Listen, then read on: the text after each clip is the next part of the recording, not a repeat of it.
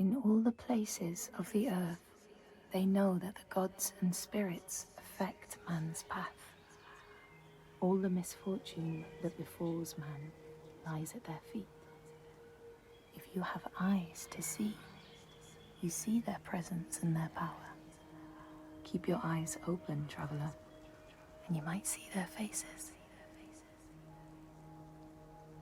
Here, they once said that Loki lies imprisoned in a cave, trapped by his enemies, who set a serpent above to drip venom on his face. His wife, Sigyn, sits beside to catch the venom in a bowl, but when she must leave to empty it, the poison falls unabated. His pain is so great that he thrashes and writhes. And here above, we see the earth shake and break apart. Across the sea, they know that the earth is carried in the arms of a giant. When he is vexed or injured, he may not carry his burden so gently, and the world will feel his anger and pain. In a land far away, they say the winds are trapped inside the earth. They try always to make their escape, and they buffet and beat on the walls of their prison, causing the earth to quiver. And when they break through, they make their escape. They explode out in fury. In the lands of your birth, people live hidden too, in the hills and stones. They may be the remnants of a godly race, who lost a war with giants and, finding the world changed, retreated into silence. But you still see their carvings and circles from the time when they walked among men.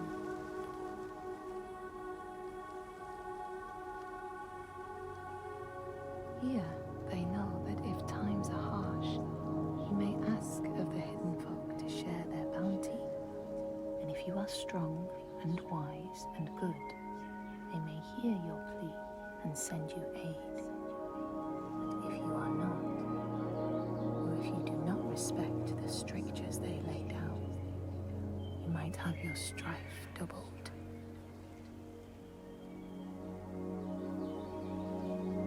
In the lands of your birth, and in these lands too, they know that people can be taken by the secret fair ones. If you are not careful and do not keep to the pathways, you may find yourself among them. In a land to the east, they know that when a traveller finds themselves lost, it is the fault of the Vadadash, who wait at the crossroads to trick souls passing by. The only remedy is to let your horse lead you home, because beasts have no souls. But if you have no horse, your soul is lost forever.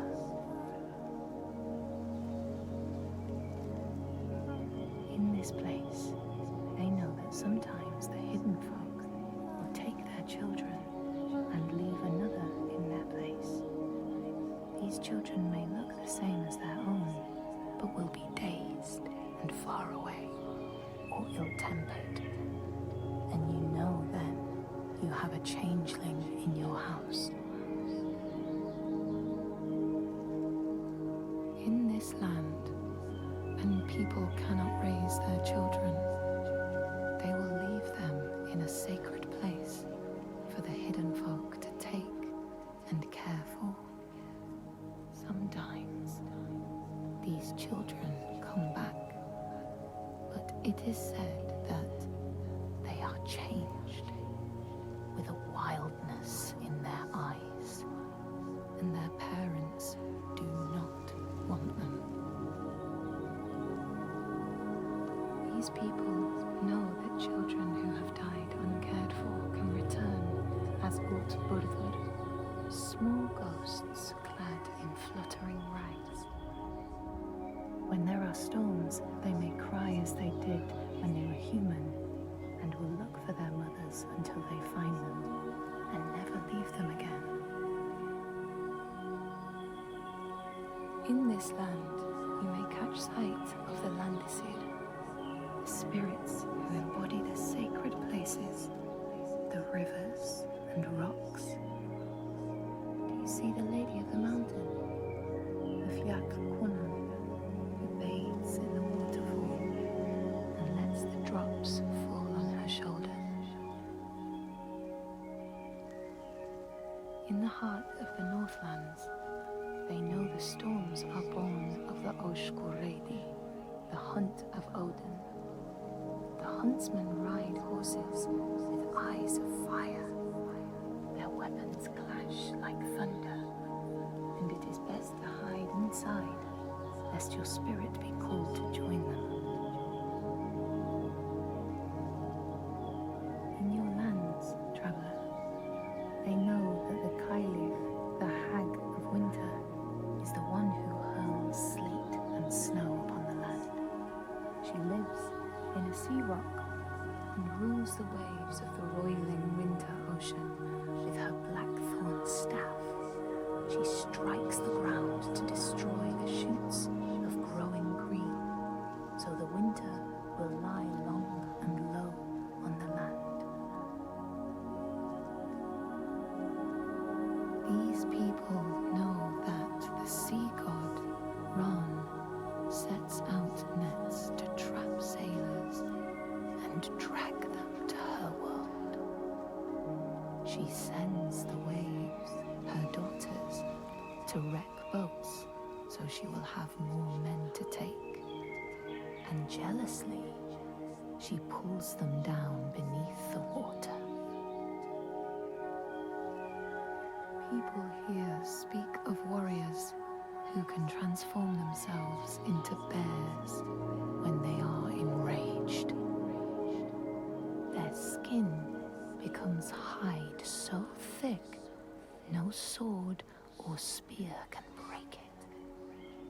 When King Hrolfr fought Skald, many people saw a great bear fighting beside him, who killed more men with its paw than any 5 soldiers. Men here will tell of how Jarl Hakon worshipped the giant Thorgerða and sought her aid in the middle of battle when the tide was turning against him. Fleeing to an island, he pleaded with her for aid. She demanded a sacrifice.